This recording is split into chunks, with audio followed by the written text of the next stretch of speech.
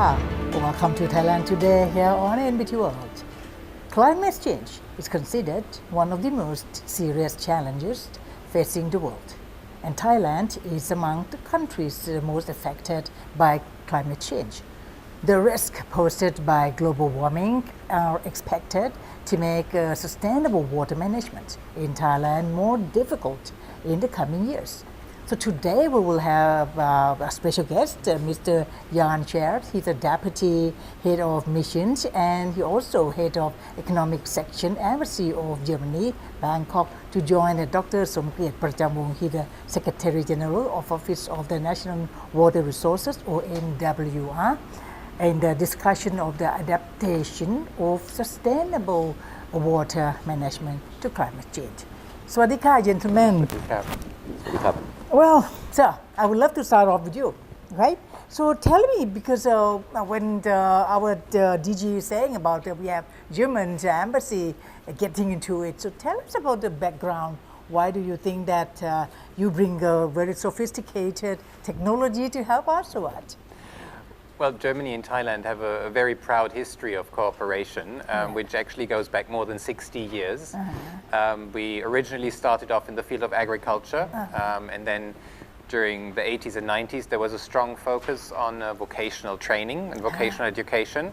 But since about 2009, climate change has really become the core of our bilateral cooperation. And in fact, Germany today is Thailand's most important partner when it comes to climate change issues. We have invested almost 2 billion Thai baht since 2009 in climate change related projects in Thailand. And we have committed to investing another billion Thai baht in the next 5 to 7 years. As you rightly said, Thailand is one of the countries most severely affected by the effects of climate change. And at the same time, we believe there is a very strong potential both in adaptation and in mitigation in Thailand when we try to tackle this global challenge which really unites us both. And I believe water management is a really, really important part of this. To you, the situation that we've been facing, do you think it's too serious to cope or well, it's manageable? I think if we want to tackle the effects of climate change, we can only do so if the entire world community comes together, and we really need to do this together. And that's why both Thailand and Germany are very proud partners of the Paris Agreement, and I really think that is the basis for what we're jointly doing. We've also committed to the Sustainable Development Goals, and again, as I said, I think no one will be able to tackle this alone.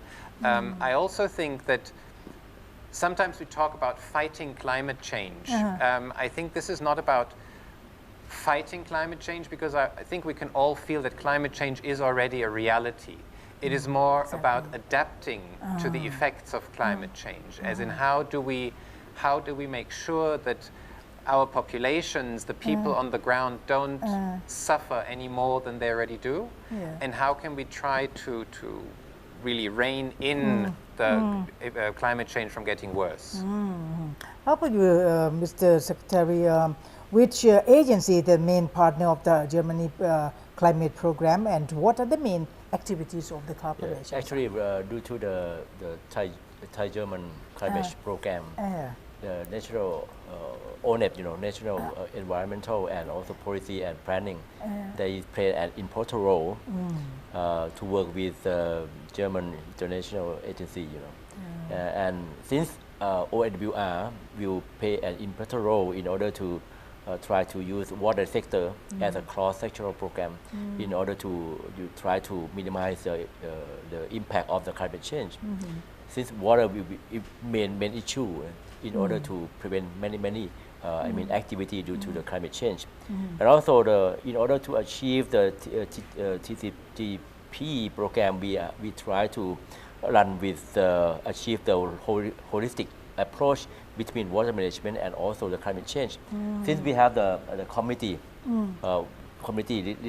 related to climate change and the committee related to water, and the water itself, we have ONWR as a main authority. Therefore, we try to integrate all the party or organization to work together in order to suffer or probably get along with climate change due to the changing of the weather and come to the water sector. I think because Germany is playing very vital role. Is it because you have how do you manage your water in Germany? How do you? I think what we can bring to the table is many decades in experience in managing our own water resources, both at a national level but also at an international level. If I look at the national level, there was a period in time when we believed in grey infrastructure, which means things that were built out of concrete, and making channels as straight as possible so that it was very smooth for ships to go through. But then we had an increased awareness that we need to go back to more nature-based solutions, and that we need green measures, as in, for example, natural flooding areas, to manage that. So that's part of the experience we can bring to the table. But the other experience that we have is we also are partners in international cooperation, because we also have rivers that run through multiple countries, and we have learned over the centuries how important it is to manage these joined rivers together. If you look at the River Rhine, for example, or at the River Danube, and the experience we have gained there is maybe something we can bring in to help the countries neighboring the Mekong River to manage their water resources jointly. It's in a sustainable way. Yes. We did talk earlier about drought in Thailand, but not climate change. So is that any effect to the sustainable management of water? Yeah, that's true. We may not use the historical data anymore because the average or the annual rainfall the overall is probably the same. But from time to time it's vary, and we have more intensity of rainfall, but probably but the location is still different. Therefore, the way we design the system and the water storage, we have to adjust and modify according to the climate change, and we cannot adjust much. Therefore, we have to design based on ecosystem based adaptation. So there are two major adaptation and mitigation programs. Therefore, that's why we try to make use of adaptation process by using like green design rather than like gray design, so that we have to change our behavior to manage the water supply. But now we have to manage both supply and demand. So that this is very important that we have to change for our habit also. Yeah, but especially type of education needed. Yes. All information data to be handed over, but to see the risky life that we're going to face. Yeah, this is very important. We have to give the education to the student also, and also we have to increase the capacity building to the basin committee, and also like any organization who involved with the water sector. So I think German has experience in order to have a new technology innovation to increase the capacity building for all the sector which involve the water. This is very important, and we have the idea that we try to put this into the school, and not just only school but also the people who stay in like farmers and all community, to let them understand what shall we do, especially how we are going to disseminate all information to the people. But now it's improved a lot. During COVID time, we use IT to learn, and but sometimes we have to go through all the IT. So that means we may use this opportunity to adjust our life in order to let them understand more and more for the water sector. I think perhaps it will be easier for German to get into the Thai people, accustomed to using the technology and all that. I don't know, but I fully agree. Education is very, very important, and telling people and explaining to the people why you're doing what you're doing. I also believe it is important to listen to the people on the ground, because at the end of the day, farmers and fishermen have been making a livelihood on the river banks for thousands of years. And they also, through those generations, have passed on knowledge and observations about the river. And that's why I think it is very wise that both our sides, we really chose this holistic approach that the Secretary General has mentioned of working both at the policy level, but also working very closely with the people on the ground in both explaining what the policy level is trying to do, but also in getting their feedback on what their experiences with the river are. What about the artificial rain? Is it helpful sometimes? Yeah. In the dry season, we have no choice for the water supply. The first one, we probably have to find out under the water underground. Underground water. That is very obvious, but sometimes it depends on the water quality as well. And also the other, hope for the people, that means the artificial rain.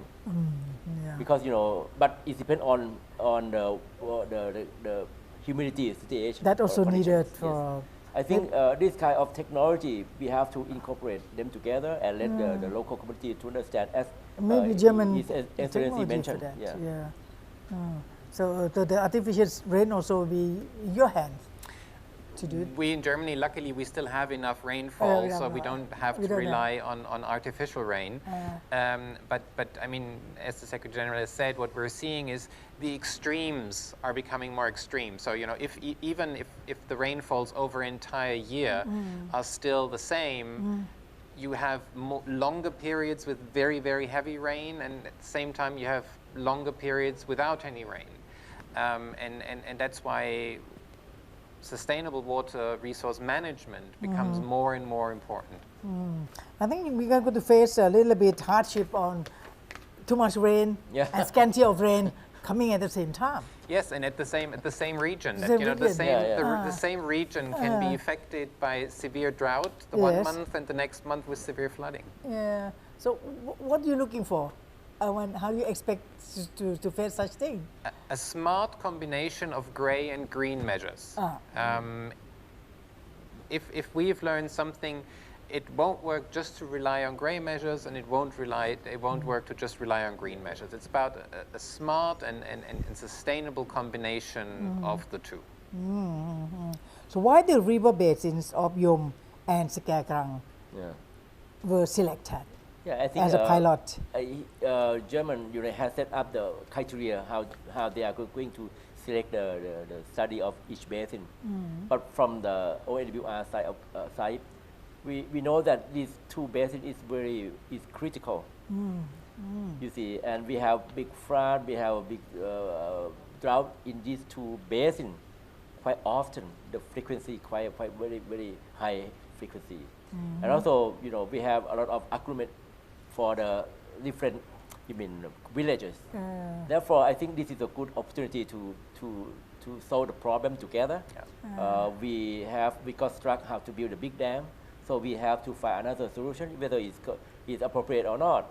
I think to let them understand from the beginning, and we try to keep in touch with the local community, what their demand, what is the expected target that we try to do.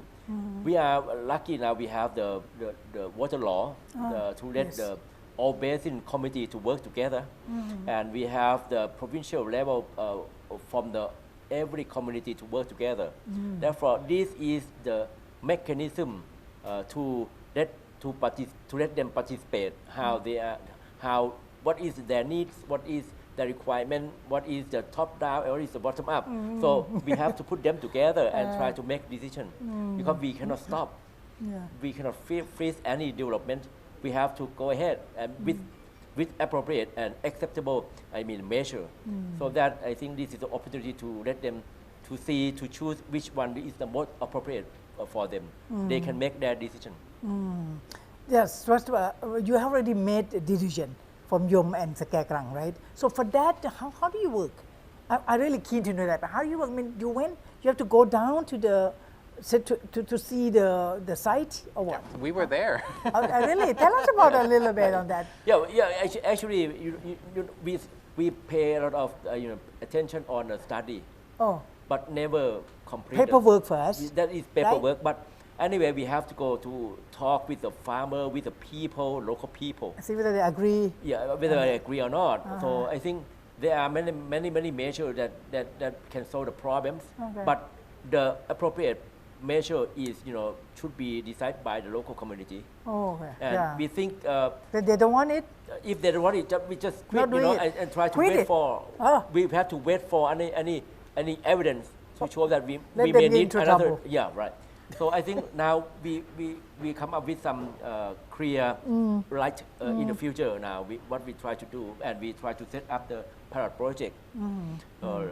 I think this is a very important mechanism to let the people to understand.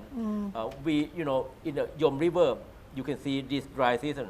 Many, all over rivers dry, and then they have insufficient water for drinking, for agriculture as well. Really. And if we use this measure, what shall they get?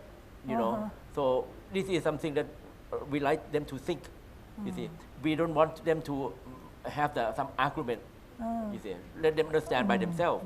And I think one mechanism that I think very important, now we have the many projects proposed by the central office, but the local community, they can propose their way. What shall we do? They may have if they don't agree for the big dam, what about the dam in the tributary river? Or we probably have some decades regulation in the river instead, whether it's appropriate or not, something like that. So I think the design is really important. How we are going to use some technology. They have a drone to survey, something like that. Yeah. So this is very important, and we found that there are the own river in Yom, that the local people, they want to recover it. They have I can recognize about 25 the old river, for in Yom, that is tributary. Yes. Now it stopped already. They try to recover it, try to make it like a tributary river also. So I think sometimes we cannot understand the water situation more than the local community. If they understand, they can propose what they want. But if they do like this, it may impact to downstream. So that we can put the bridge to the bridge of understanding between upstream and downstream, to let them understand each other. Sometimes we cannot, decide this is for upstream, this is for downstream, but we have to put them together to make it more basin-wide. PPP needed. Yeah.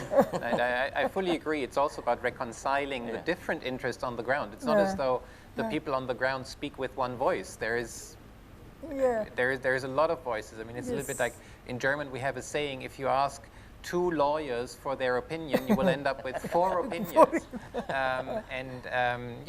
If you have a farmer and a fisherman living on the same river, the farmer will want to take as much river as he can from the river, but then the fisherman says, but then there is not enough water for my fish. And it's about bringing all of these stakeholders from all the various levels to the table and helping them have this mutual understanding or this joint understanding of what the different interests are and how to reconcile them. And as Secretary General said, the upstream, the downstream, it all has to be part of a big picture. And that's what we're trying to help with. Actually, it's a fortunate time to have you presented also. You were there and you see the sincerity of to trying to solve the problem. They should be agreeable with that, and the rest of the country will be jealous. We'll see what is successful. We hope. We think that the time frame is really important. If we try to solve the problem within a short period of time, that means we have to use the huge project to recover and to resolve the problem. But if we try to set a very small target, that means we can accept what in the future we may suffer. So we have to accept it, So far, how has it gone? How far has it gone? Still planning, still surveying? Well, we had the first very good workshops, and we had the first meetings with people on the ground, and On our side, we're very much relying on the GIZ, which is our implementing agency, and the GIZ brings in the experts and brings them together with the ONWR experts, and they have started the process. And as the Secretary General rightly said, it will require time. If you want to have a holistic approach, it will require time, but obviously in a situation like the recent drought, people on the ground, they want quick fixes. They want solutions fast. So I think it will also be a question of finding this balance of having some quick wins and showing people on the ground that something is actually happening while not losing sight of the big picture, that you're really addressing fundamental structural problems, and if you want to sustainably address these issues, it will take time. So, Dr. Somkiat, what is the main goals of Thai-German climate TGCP, and how is the cooperation will benefit Thailand, especially promotion of the integrated water resources? We try to achieve the holistic water management, in terms of the climate change and also the water resource. This is very important. We have to combine together. Now, in the past, we just thinking about the water resource itself. We probably thinking about what is the impact from the climate change. So we have to combine them together to make sure that how we are going to manage for the holistic approach. The second thing is that we have to explore the application of the ecosystem-based, EBA approach. Since now we have some problem like a green design or gray design, so we have to combine them together. Now, for example, in the Yom River Basin, in the downstream, the people who stay downstream may not wait any solution to reduce the flood by using the dam in upstream. They have to find their way in order to have effective drainage from their land. So that's how they try to define redesign of the drainage system without any impact for the ecosystem. This is something very important. The third one is very important. We have to increase the capacity of all the members, especially the Basin Committee. The Basin Committee is very important. For the future, the Basin Committee have to decide whether which plan we are going to move forward. So we have to integrate all plans from the top and also the plan from the bottom up. So we put them together, and the Basin Committee have to decide which plan is very appropriate to reduce the problems, to increase the efficient growth of the economic point of view. So that I think three major objectives for TDG. We just follow TDG, the Thai-German climate program in order to improve our water management for the future. So how about as the EU is fighting climate change through the European Green Deal and countries around the world? So green initiative to tackle global warming. So can you explain this concept of the green policy, please? Well, again, we're coming back to the word holistic approach. The Green Deal and the Green Initiative is a very, very wide field. But if I want to break it down, I think we realized already some years ago that we will not be able to address these challenges if we don't change the way our economies function and quite fundamentally, and to look at what our economies are based on. For example, what forms of energy.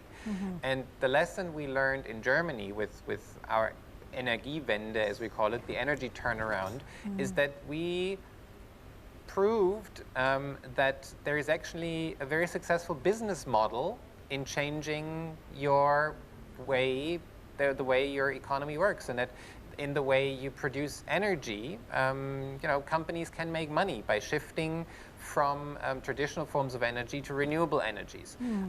So these green measures are not just about government policies, but they are about taking the private sector along, about taking the people on the ground along with all these measures. So this is the green action is also addressed to the global warming also, right? So what are the the green action that you were talking about. Yeah, I mean, it's a very broad roof covering every field, covering transport, covering, as I said, energy, the way we produce, the way we consume. There is virtually no part of our lives that is not affected by the effects of climate change, and where we cannot do something to help us mitigate the effects. Yeah. You want to add up anything before we? Yeah, I think climate change is very important so far, and we have the Paris Agreement also. We have to, reduce actually CO2, for the future, and our Prime Minister, already declared already. So that many organizations we have to work together. But in Thailand, we have two major mechanisms related to the water and climate change, and also energy also. So that the climate, the water is across solution sector that we have to use water as a key to solve this kind of problem. Therefore, I think the climate change in Thailand, we just change our design. We will change our idea, our attitude, how to solve the problem. We have to modify from the past. Exactly. So not just only the government sector, but also the people. The basin and also the local community have to change their view also. How about a short advice to Thai people? I think this is not about one country advising another. We can only bring to the table what we have learned, but the job really lies with Thailand to look at that very critically and think what actually suits us and what does not suit our situation. Because nobody knows Thailand better than the Thais. Exactly. And that's the way it should be. Thailand really is in the driver's seat on that. All right, so thank you very much, gentlemen, and wish you all the best for what you are undertaking. Yeah, thank you. Thank you. We end up our program with thanks to Mr. Jan Scheer, Deputy Head of Missions and Head of Economic Section Embassy of Germany, Bangkok, and also Dr. Somkiat Prajamwong. We really appreciate your participation in our program. So I hope you enjoy the show and have a great day. Thanks for watching Thailand Today. And don't forget that you can watch Thailand Today on NBT World channel or live broadcast on YouTube channel NBT World every Tuesday to Friday from 9 p.m. onward. See you next time.